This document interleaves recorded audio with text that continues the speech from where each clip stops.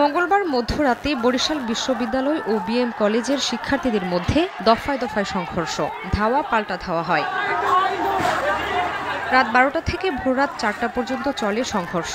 ভাঙচুর হয় বিএম কলেজের 4টি, বিশ্ববিদ্যালয়ের 1টি বাস। বিএম কলেজের বিভিন্ন স্থাপনায় হামলার অভিযোগ উঠেছে। আহত হয়েছেন অন্তত 1.5 শতাধিক।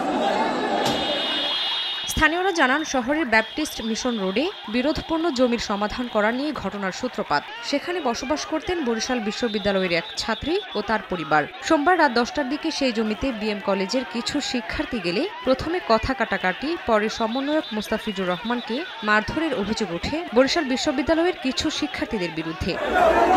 রাতে চাঁদাবাজির অভিযোগে নগরের বটতলা এলাকায় বিশ্ববিদ্যালয়ের 2 জনকে মারধরের অভিযোগ ওঠে। খবর ছড়িয়ে পড়লে সহপাঠীরা বটতলায় আসলে তুমুল সংঘর্ষ হয়। দ্বিতীয় দফায় রাতভর সংঘর্ষ হয় বিএম কলেজ এলাকায়। সেনাবাহিনী ভোররাতে পরিস্থিতি নিয়ন্ত্রণে নিলেও এখনও পরিস্থিতি থমথমে।